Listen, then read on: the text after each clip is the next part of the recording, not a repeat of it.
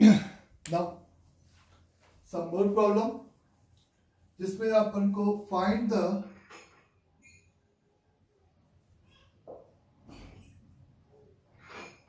Area of region the defined by, कुछ ऐसे कहा गया है, the first is the mod of z minus 1 का iota is lesser than or equal to the root 2 and suppose pi by 4 lesser than the argument of z is lesser than or equal to pi by 2. तो find the area of the region defined by this, यानी कि z एक complex number है जो कि इस constant को क्या कर रहा है, सिंपली सेटिस्फाइड कर रहा है, और ऐसे जितने भी z होगा तो वो एक रीजन डिफाइन कर रहे होंगे जो कि इन दोनों कंडीशन को एक साथ इंटरसेक्शन के साथ सेटिस्फाइड कर रहा होगा। तो उसी का हमें क्या चाहिए, सिंपली एरिया चाहिए। तो सबसे पहले पिक्चर में वो कौन सा रीजन होगा जो कि इन दोनों के इंटरसेक्शन से सेटिस्फाइड होगा, ये देखने के लिए हम इंडिपेंडेंटली इसकी बात करें तो z माइनस का 1 माइनस का आयोटा लेसर देन, तो मैंने कहा कि जब भी इनइक्वालिटीज को xy प्लेन में प्लॉट करना है तो इक्वल के साथ बाउंड्री प्लॉट करना है, और इसकी जो बाउंड्री है वो सिंपली यहाँ पर इस सर्कल के अंदर वाला पार्ट जिसका सेंटर 1,1 है और रेडियस की वैल्यू √2 है।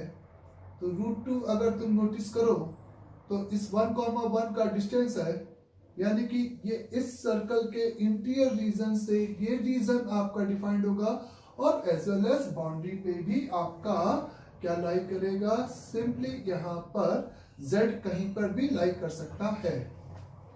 इस रीजन का ये मतलब है कि पूरा का पूरा z इस सर्कल में कहीं पर भी लाई इस तरीके से इस शेडेड रीजन में हो सकता है। द आर्गुमेंट ऑफ z, जैसा कि हमें पता है कि z को ओरिजिन से मिलाने वाली रे का इंक्लाइनेशन पाई बाई 4 से ज्यादा और पाई बाई 2 से कम। तो पाई बाई 4 पर्टिकुलरली अगर हम बात करें तो हम सिंपली फिर से वो फिगर बना रहे हैं, हमें जो भी पॉइंट लेना है वो इस सर्कल के अंदर लेना है।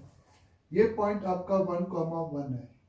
पाई बाई 4 यानी कि एक ऐसी रे जो पाई बाई 4 से एंगल पे इंक्लाइंड होगी, तो ऑब्वियस है वो 1,1 से पासेस थ्रू होगी। अगर तुम यहाँ पे ये बात नोटिस कर सको सिंपली, क्योंकि रिलेटिव चीजें प्लॉट करने के लिए ये इस कंक्लूजन बहुत इंपॉर्टेंट रोल प्ले करेगा। एक वो जो रे आर्गुमेंट ऑफ z जो ओरिजिन से निकल रही है ऑफ इंक्लाइनेशन पाई बाई 2 है, और लेसर देन और इक्वल टू यानी कि इस रे के ऊपर इस रे के नीचे, यानी कि आपका इज अ कंप्लीट रीजन ये वाला पार्ट हो गया जिसमें z आपका क्या कर सकता है, एज वेल एज बाउंड्री पे भी इस तरीके से लाई कर सकता है, और ये वो z हो गया जो कि इस और इस एज वेल एज दोनों कंडीशन को क्या करेगा, सिंपली सेटिस्फाइड करेगा। तो अगर इस रीजन का आपको पहले इस प्लॉट करना आना चाहिए, फील करना चाहिए आपको, और फिर आपको सिंपली इसका क्या पूछा गया है, एरिया पूछा गया है।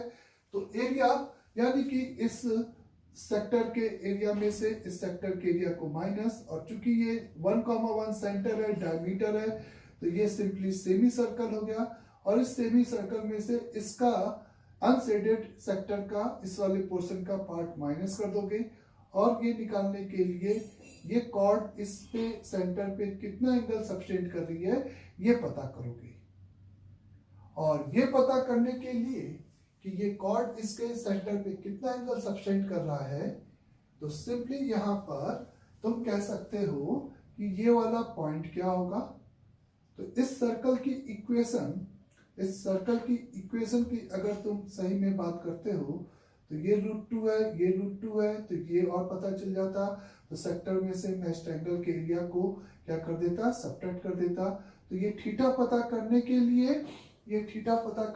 लिए मैं यहाँ पर क्या काम कर सकता हूँ, सिंपली 1,1 से इस पे परपेंडिकुलर डाल दूं। ये है तो एक आइसोसेलेस ट्रायंगल जो कि इसको बाइसेक्ट करेगा, और आप कह सकते हो कि ये √2 है और ये आपका 1 है और ये √2 है और ये 1 है, तो तो ये सिंपली पाई बाई 4 है, तो ये भी पाई बाई 4 है, तो ये यहाँ पे 90 डिग्री है। सबटेंडेड एंगल यहाँ पे कितने के बराबर है बच्चे? 90 डिग्री के बराबर है। तो आप मेरे से कह सकते हो कि unshaded area half into r square root 2 का स्क्वायर इंटू थीटा रेडियन में पाई बाई 2 में से इस ट्रायंगल के एरिया को माइनस कर दिया। Half into base root 2 into root 2 ले सकते हो क्योंकि 90 डिग्री हो गया, साइन 91 हो गया यहाँ पे। ये आपका क्या हो गया? ये अनशेडेड एरिया हो गया। और आप इसको माइनस कर दोगे किसके एरिया में से? सेमी सर्कुलर एरिया, यानी कि हाफ आर स्क्वायर, और आर स्क्वायर यानी कि रूट 2 का स्क्वायर, और थीटा यानी कि सिंपली इसका कितना एंगल? पाई। बात सभी को क्लियर? तो पाई आर स्क्वायर बाई 2 में से इसको माइनस कर दिया, तो ये आपका कंप्लीट यहाँ पर क्या हो गया बच्चे? आंसर हो गया 2 2 2, ये मर गया, ये 2 और ये भी 2 है, ये भी 2, ये भी 2, तो पाई माइनस पाई बाई 2, तो पाई बाई 2 प्लस का 1 स्क्वायर यूनिट, सिंपली मेरा यहाँ पर आंसर हो गया है। द सेकेंड पार्ट इसी में अगर मैंने कहा कि the area of the region defined by the 3 lesser than और equal to the z minus का 3 आयोटा इज लेसर देन और equal to 4 and the pi by 4 से लेकर आर्गुमेंट ऑफ z माइनस का 3 आयोटा इज लेसर देन और equal to the 2 pi by 3। तो simply in दोनों से बाउंडेड एरिया, आपको वो रीजन जो कि इन दोनों से डिफाइंड है, इसका आपको क्या चाहिए? एरिया यहाँ पर चाहिए। तो ज्योमेट्रिकली आप पहले इस फिगर को प्लॉट करोगे इस रीजन को, और फिर आप सिंपल अगर सर्कुलर आर्क है तो ज्योमेट्री से, अदरवाइज इंटीग्रेशन की भी यूज करने की जरूरत पड़ सकती है एरिया निकालने में। वो प्रॉब्लम टू प्रॉब्लम पे डिपेंड करेगा। यहाँ पे z माइनस का 3 आयोटा इज लेसर देन और equal to 4 and greater than और इक्वल टू 3, यानी कि 3 आयोटा रखते हुए एक सर्कुलर पाथ 3 यूनिट का और किसका? 4 यूनिट का। इसकी अगर हम बात करें तो ये इस रीजन को इस तरीके से यहाँ पर रिप्रेजेंट करेगा कि 2 सर्कल्स के बीच का रिंग होगा, क्योंकि जिसका डिस्टेंस जेड की वो जेड जिसका 3 आयोटा से डिस्टेंस 3 से ज्यादा है और 4 से कम है। z माइनस 3 आयोटा, तो 3 आयोटा आपका टेल हो गया, ये आपकी सिंपली रे हो गई। इससे आपका पाई बाई 4 एंगल पर, इसके आपका पाई बाई 4 एंगल पे, और इसके आपका 2 पाई बाई 3 एंगल पे। इनिशियल लाइन से कितने एंगल पे? 2 पाई बाई 3 एंगल पे इंक्लाइनेशन 2 रे के बीच की बात हो गई। तो इस कंप्लीट एरिया अगर देखा जाए तो ये सिंपली आपका ये पार्ट होगा, जो कि कितना एंगल यहाँ पे सब्सटेंड करेगा बच्चे? 2 pi upon 3 minus pi upon 4, तो 8 माइनस 3 यानी कि 5 पाई अपॉन 12। तो यहां पे आप कह सकते हो कि इस सेक्टर का एरिया में से सिंपली इस सेक्टर के एरिया को घटा दिया जाए, हाफ इंटू बड़े वाले सेक्टर का एरिया, रेडियस आपका 4 का स्क्वायर, थीटा यानी कि 5 pi by 12 minus 1 upon 2 into 3 का स्क्वायर इंटू 5 पाई बाई 12, ये आपका आंसर हो गया। और यहाँ पे 9 माइनस 16 माइनस 9 यानी कि 7, तो इस answer is 1 upon 2 multiplied by 7 into 5 pi by 12, ये आपका सिंपली आंसर हो गया। कैलकुलेशन इज नॉट इंपॉर्टेंट, अभी इंपॉर्टेंट है कि फील कि आपने z माइनस 3 आयोटा का आर्गुमेंट यानी कि 3 आयोटा से इनिशियल लाइन के रिस्पेक्ट में पाई बाई 4 और 2 पाई बाई 4 के बीच का इस रे के बीच का पोर्शन इस तरीके से कंसिडर होगा। ये बात सभी को फील हो रही है कि z माइनस z नॉट का थीटा यानी कि रे और एंगल यानी कि रे के इस तरह से। The mod of z, third part is इसी में क्वेश्चन में अगर अपन ने कहा z माइनस का 3 is lesser then is simply plus z minus का 4 आयोटा इज लेसर देन और इक्वल टू 12 है। तो सबसे पहले इक्वल लगाकर आप यहाँ पर इसकी बाउंड्री फील करोगे और फिर बाउंड्री, क्योंकि केवल एक ही है इनइक्वालिटीज, तो उस बाउंड्री के डिफाइंड रीजन की बात करोगे रिस्पेक्ट में। तो यहाँ पे आप कह सकते हो कि ये आपका z-3 प्लस z-4i यानी कि pa plus pb is equal to 12, यानी कि कुछ इलिप्टिकल पाथ जैसा हो सकता है। वो भी कब, जब pa प्लस pb कांस्टेंट है और उस कांस्टेंट की वैल्यू इज सिंपली ab से बड़ी है। ab यानी कि यहाँ पे 3 और 4i, तो उन दोनों के बीच का डिस्टेंस यानी कि 3 माइनस 2 पॉइंट के बीच का डिस्टेंस यानी कि उनके डिफरेंस का मैग्नीट्यूड, और मैग्नीट्यूड यानी कि यहाँ पे 5। तो ये बेसिकली यहाँ पर AB हो गया और K जो कि AB से बड़ा है। लेसर देन है इसका मतलब नहीं कि ये इसके छोटा है, लेसर देन मतलब केवल इक्वल लगाओगे तो ये बाउंड्री हो गई।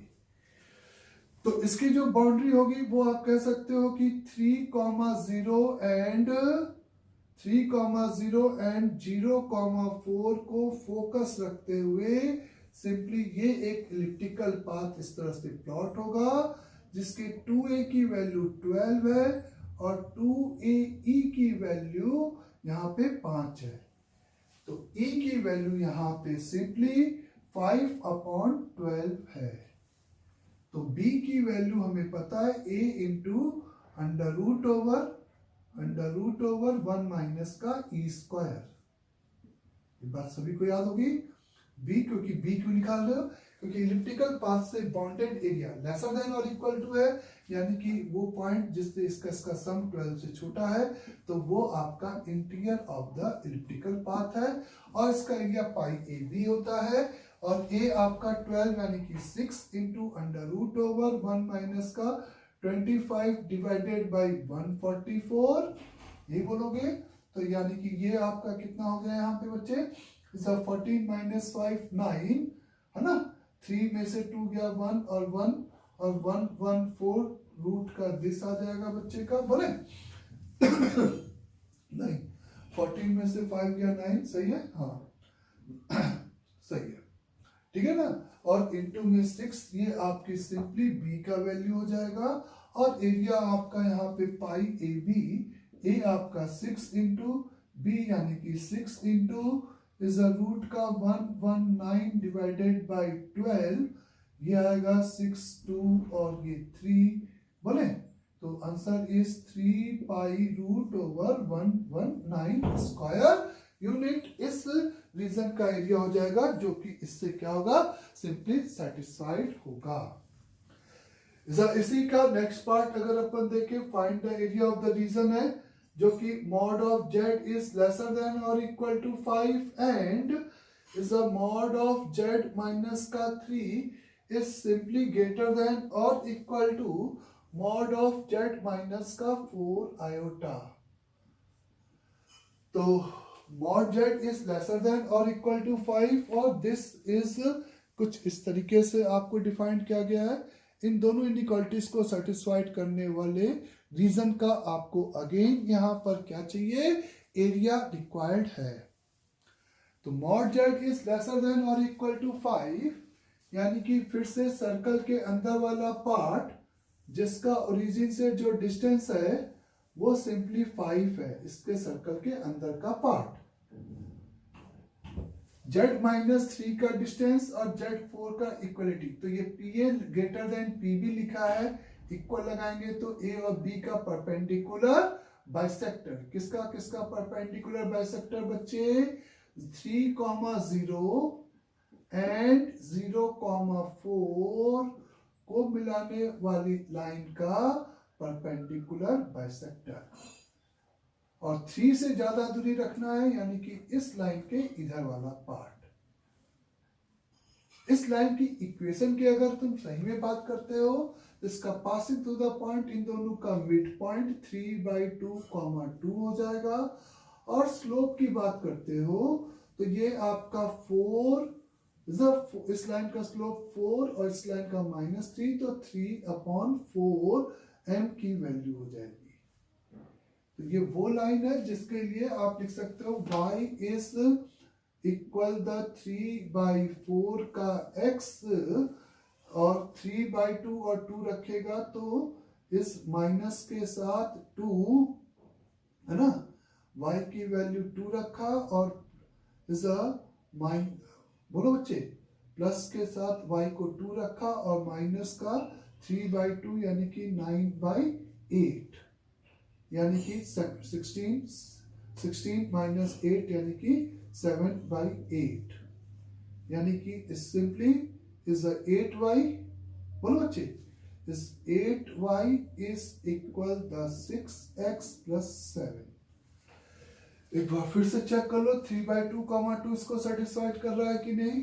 3/2 2 यानी कि 3 रखेगा 3/2 तो ये 9 हो जाएगा, 9 प्लस 7 16 और 2 8 टू द 16 और इसका स्लोप सही में 3/4 है क्योंकि इसका स्लोप 4/-3 था।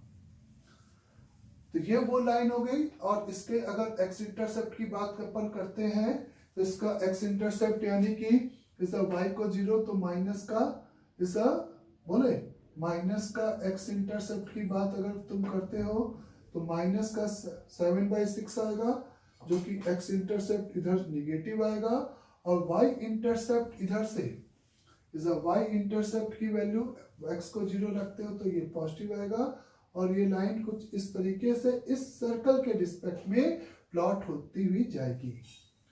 और इसके रिस्पेक्ट में आपको कौन सा पार्ट लेना है, इसके ऊपर, इस लाइन के ऊपर, बोलो बच्चे, ये वही लाइन है जो कि यहाँ पे प्लॉट की गई है 3/2 2 और z 3 यानी कि लॉजिकली 3 से ज्यादा दूरी रखने वाला पॉइंट इस लाइन के दूर चला जाएगा तो परपेंडिकुलर बाइसेक्टर के उधर हो जाएगा। सिंपल सी बात है। तो यहाँ पर ये आपका सिंपली ये रीजन हो गया जिसका आपको यहाँ पर क्या चाहिए, एरिया की जरूरत है। अब इस सेक्टर और सर्कल का अगर आपको एरिया चाहिए तो आपको सिंपली ये आप एंगल सबटेंडेड यहाँ पे निकाल सकते हो सेंटर पे इसके, ये थीटा निकालने की कोशिश कर सकते हो और ये थीटा निकालने के लिए इस लाइन का ओरिजिन से परपेंडिकुलर डिस्टेंस, ये आपका पूरा 2 थीटा है तो ऑब्वियस है ये थीटा है यहाँ पे और ये P है और ये R है तो यहाँ पे आप आराम से मेरे को cos थीटा एंगल बोल सकते हो। cos थीटा ओरिजिन से इसका परपेंडिकुलर डिस्टेंस यानी कि 7/10, ओरिजिन से इसका परपेंडिकुलर डिस्टेंस यानी कि 7/10 अपॉन रेडियस यानी कि 5 तो cos theta is equal to 7/15 15 50 correct यहाँ तक। तो आपको ये पता है कि ये थीटा है तो ये 2 थीटा है तो इस पूरे सेक्टर में से इस ट्रायंगल के एरिया को क्या करना है, माइनस करना है। तो half multiplied by r square यानी कि 5 का स्क्वायर इंटू थीटा, थीटा यानी कि 2 थीटा, जहां पे थीटा की value cos inverse of this है, माइनस इस ट्रायंगल का area half into a b sine 2 theta यानी कि 5 का स्क्वायर इंटू साइन का 2 थीटा। तो ये वो एरिया हो जाएगा where theta is defined as a cos inverse का 7/50। तो ये सिंपली अपन को ज्योमेट्रिकली एरिया निकालना था, उसमें अपन ने इस सेक्टर के एरिया में से ट्रायंगल के एरिया को माइनस करेंगे, उसके अलावा कुछ भी यहाँ पे नया नहीं किया है। अंडरस्टैंड। एक फिगर प्लॉट करने के बाद आधी समस्या आपकी वहीं की खत्म हो जाएगी। और ये लोग का समझ में आया, P A is greater than और इक्वल टू पी बी, यानी कि सिंपली आप मेरे से कह सकते थे कि परपेंडिकुलर बाइसेक्टर के एक तरफ का पार्ट, अब वो डिसाइड या तो लॉजिक से करेंगे या तो उस एक रीजन के कोई भी पॉइंट को लेकर वेरीफाइड कर सकते हैं और पॉइंट को, अगर वो पॉइंट जो उठाया गया पॉइंट है वो अगर उस इनइक्वालिटीज को सेटिस्फाइड कर रहा है तो उस तरह से आंसर आप दे सकते हो। फॉर एग्जांपल इसी के नेक्स्ट वाला पार्ट देखते हैं एक और। तो log over 1/2 with base mod over z minus का 3 प्लस log ऑफ बेस का 2 ऑफ z माइनस का 3 iota is simply greater than 0. First statement is the amplitude is same word as the argument, is simply z plus 1 minus का iota का mod is lesser than or equal to pi by 4 and mod z is lesser than or equal to 5. हमें उस reason का area चाहिए जो कि इन तीनों से क्या हो रहा है, सिंपली यहाँ पे सेटिस्फाइड हो रहा है. उस रीजन का एरिया चाहिए जो कि इन तीनों से सिंपली यहाँ पे क्या हो रहा है, सेटिस्फाइड. तो पहली लॉगरिथमिक इनइक्वालिटीज है, ये कोई कॉम्प्लेक्स नंबर की इनइक्वालिटीज नहीं है, ये सिंपल रियल नंबर की है. बस कॉम्प्लेक्स नंबर का मॉड लग गया तो वो एक रियल नंबर बन गया है. जेड एक भले कॉम्प्लेक्स है लेकिन मॉड उसका रियल नंबर है. तो आप इसमें सबसे पहले बेस सेम करोगे तो 1/2 को यहाँ पे लिखोगे minus with base 2. Same base होने के बाद आप सिंपली यहाँ पे मॉड ऑफ जेड माइनस का 3 आयोटा अपॉन जेड माइनस का 3 विथ बेस 2 ग्रेटर देन 0.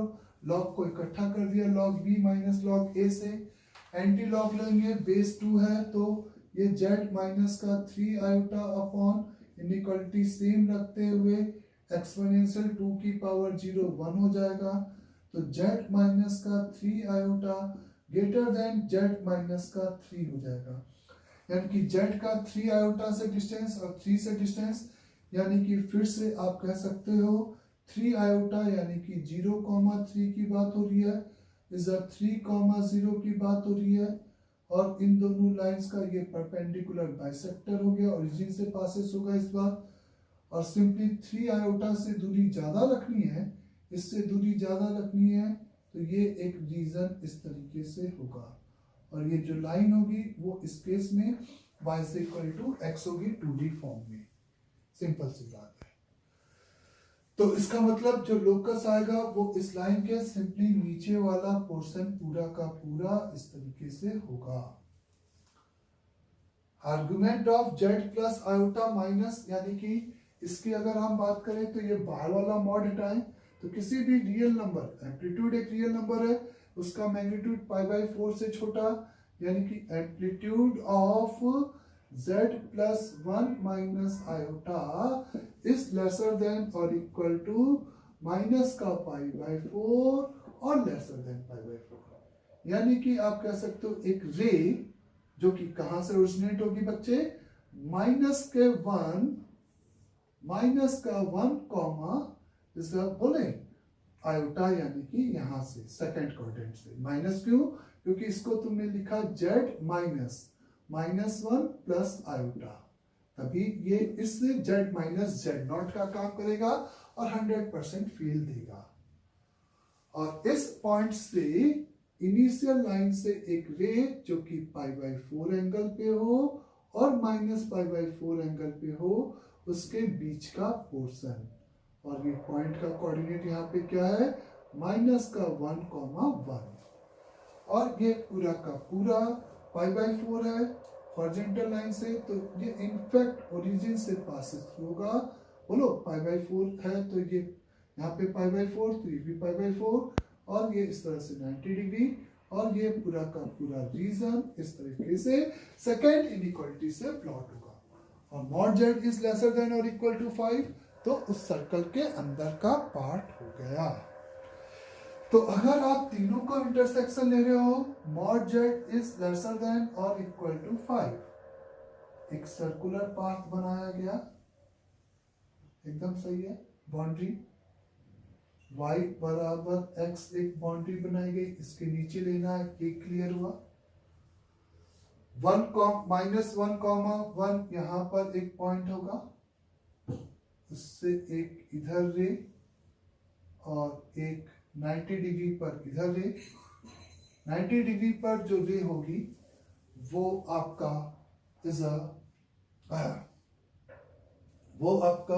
इसी लाइन के क्या हो जाएगा, पैरेलल हो जाएगा.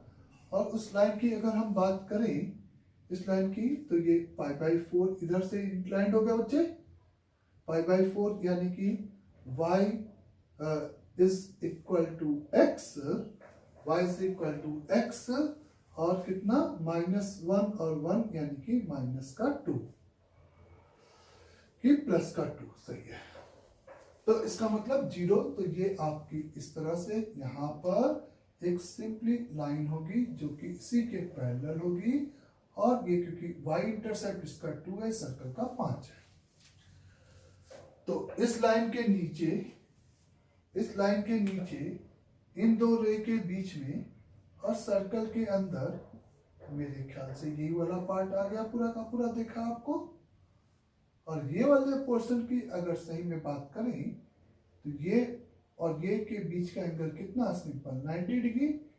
तो सिंपली एक सेक्टर का एरिया, और सेक्टर का एरिया हाफ ये वाला पार्ट नहीं आएगा, clear, half r square into theta यानी कि π/2।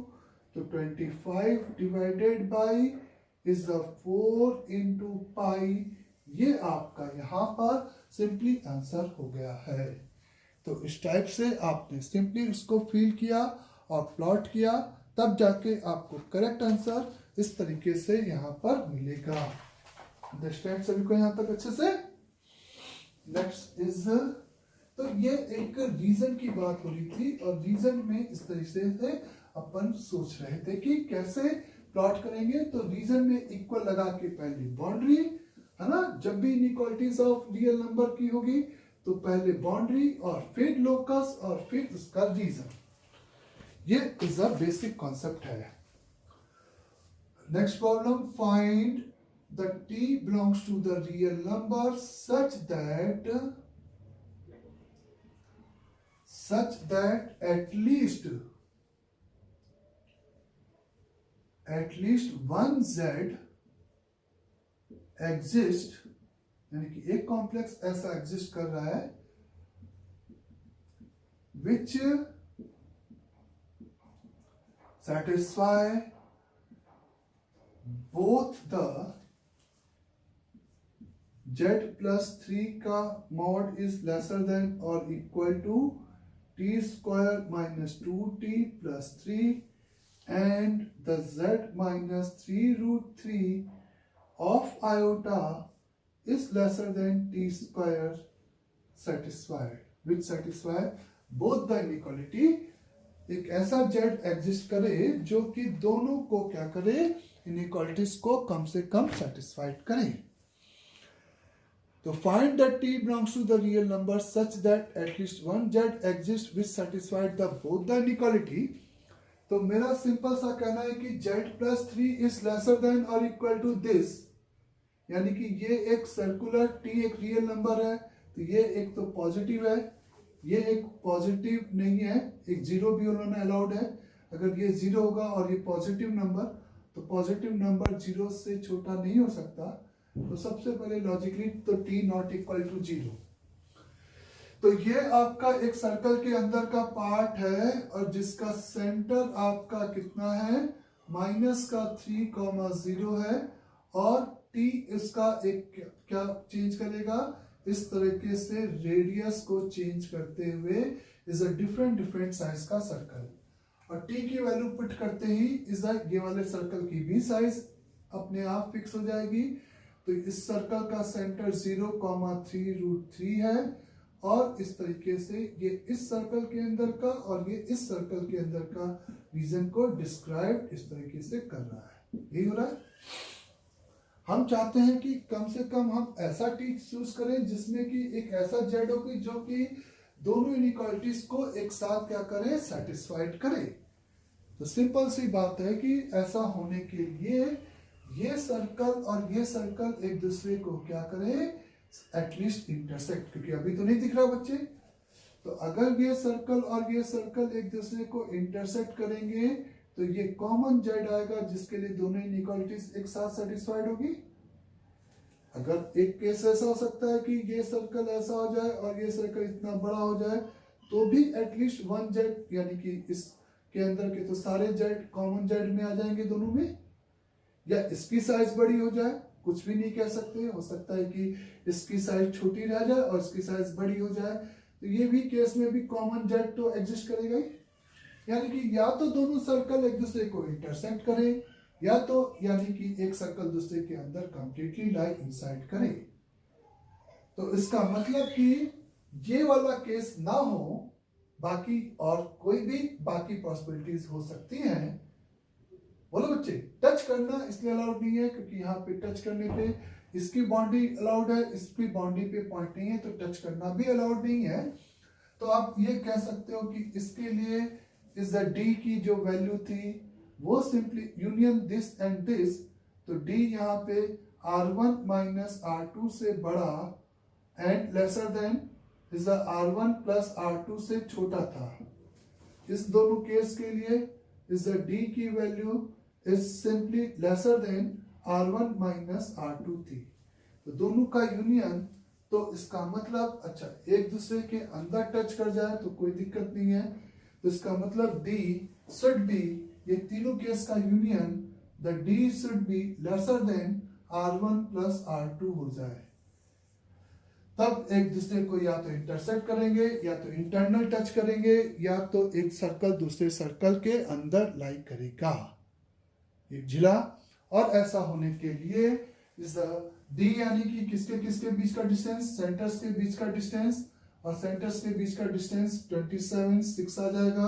तो 6 should be lesser than R1 plus R2 यानी कि 2t स्क्वायर माइनस का 2t प्लस का 3। तो द 2t स्क्वायर माइनस का 2t माइनस का 3 इज ग्रेटर देन 0। तो रूट के बाहर रियल रूट यानी कि 2 माइनस इंफिनिटी से 2 माइनस 4 6 4 जा 24 24 28 रूट का 28 divided by 4 union is 2 plus का रूट 28 डिवाइडेड बाय 4 से इंफिनिटी। ये वो t का इंटरवल होगा जिसके लिए कम से कम एक कॉमन सॉल्यूशन एग्जिस्ट करेगा। अंडरस्टैंड यहां तक भी अच्छे से?